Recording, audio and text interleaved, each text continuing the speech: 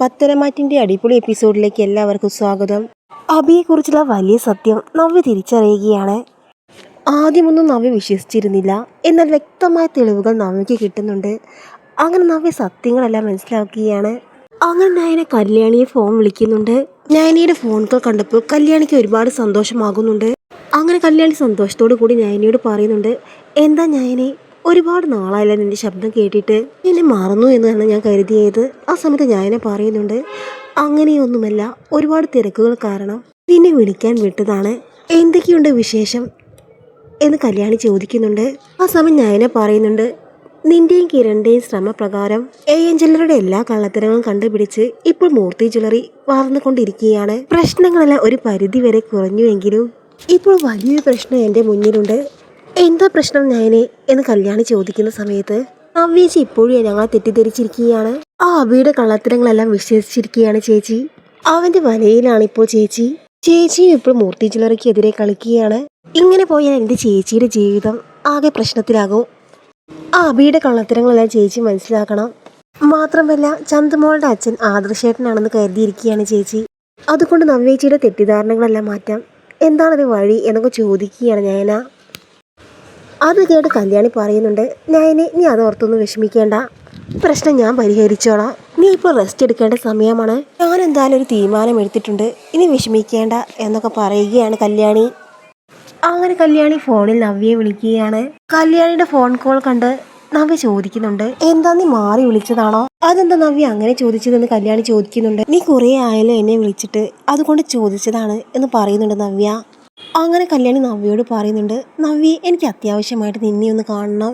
എന്താണ് കാര്യം എന്ന് നവ്യ ചോദിക്കുമ്പോൾ, എല്ലാം നേരിട്ട് പറയാം എന്ന് പറയുകയാണ് കല്യാണി.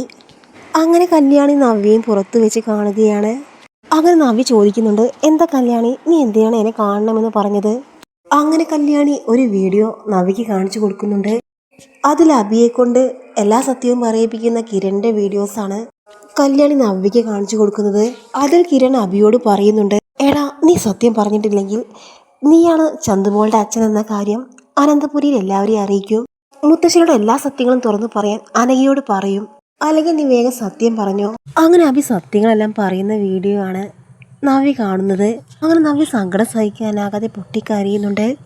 നവ്യയുടെ കരച്ചിൽ കണ്ട് കല്യാണി സമാധാനിപ്പിക്കുകയാണ്. നീ വിഷമിക്കേണ്ടത് നവ്യേ, നീ സത്യങ്ങൾ മനസ്സിലാക്കണമെന്ന് തോന്നി. അബി നിന്നെ വെച്ച് കളിക്കുകയാണ്. നിന്നെ വെച്ച് അനന്തപുരിയെ ഇല്ലാതാക്കുക എന്നതാണ് അബിയുടെ ലക്ഷ്യം.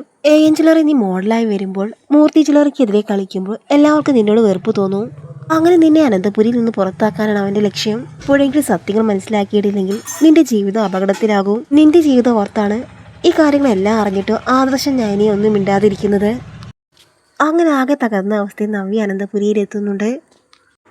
അങ്ങനെ നവ്യ കരഞ്ഞുകൊണ്ട് നയനിയോട് മാപ്പ് ചോദിക്കുന്നുണ്ട്. നയനെ, നിന്റെ നന്മ ചേച്ചിക്ക് മനസ്സിലാക്കാൻ കഴിഞ്ഞില്ല. എല്ലാം എൻ്റെ തെറ്റാണ്. എന്നോടും ആദർശേട്ടനോടും ഞാൻ അത്രമാത്രം തെറ്റ് ചെയ്തു എന്ന് പറഞ്ഞുകൊണ്ട് കരയുകയാണ് നവ്യ. ആ സമയമാണ് അബി അങ്ങോട്ട് കടന്നു വരുന്നത്. അബിയെ കണ്ടും ദേഷ്യം സഹിക്കാനാകാതെ അബിയുടെ മുഖത്ത് ആഞ്ഞടിക്കുകയാണ് നവ്യ. എന്നിട്ടും ദേഷ്യം അടക്കാനാകാതെ തൊട്ടടുത്തുള്ള ഒരു പൂച്ചട്ടി എടുത്ത് അബിയുടെ തലയ്ക്ക് ആഞ്ഞടിക്കുകയാണ് നവ്യ. ഞാൻ എന്നെ പിടിച്ചു വെക്കാൻ നോക്കുന്നുണ്ടെങ്കിലും ദേഷ്യം സഹിക്കാനാകാതെ നവ്യ വീണ്ടും വീണ്ടും അബിയുടെ തലയ്ക്ക് അടിക്കുന്നുണ്ട്. ആ പാവ അനഘയുടെ ജീവിതം തകർത്തില്ലേ നീ, ഇനി നിനക്ക് ഒരിക്കലും ജീവിതം ഉണ്ടാകില്ല എന്ന് ദേഷ്യത്തോടു കൂടി പറയുകയാണ് നവ്യ. ആ സമയത്ത് അനന്തപുരിയിൽ എല്ലാവരും അങ്ങോട്ട് വരികയാണ്. ആ സമയം ജലജ ദേഷ്യത്തോടു കൂടി ചോദിക്കുന്നുണ്ട്, എന്താടി നീ എൻ്റെ മകനെ എന്താണ് ചെയ്തത്? ആ സമയം ദേഷ്യത്തോടു കൂടി മുത്തശ്ശൻ പറയുന്നുണ്ട്, രജേ, നിന്റെ മകന്റെ അതേ അവസ്ഥ നിനക്കും ഉണ്ടാകും. അതുകൊണ്ട് നീ മിണ്ടാതിരിക്കുന്നതാണ് നല്ലത്. ചന്തുമോൾ നിന്റെ മകന്റെ കുഞ്ഞാണ്. മുത്തശ്ശന്റെ സംസാരം കേട്ട് ആകെ ഞെട്ടി നിൽക്കുകയാണ് ജലജ. അങ്ങനെ അബിയുടെ എല്ലാ കള്ളത്തരങ്ങളും അനന്തപുരിയിൽ എല്ലാവരും അറിയുകയാണ്. അങ്ങനെ ആദർശ് നിരപരാധിയാണെന്നും അനന്തപുരിയിൽ എല്ലാവരും മനസ്സിലാക്കുകയാണ്. തന്നെ കുറിച്ചുള്ള തെറ്റിദ്ധാരണ മാറിയല്ലോ എന്നോർത്ത് ആദർശിന് വലിയ സന്തോഷമാവുന്നുണ്ട്.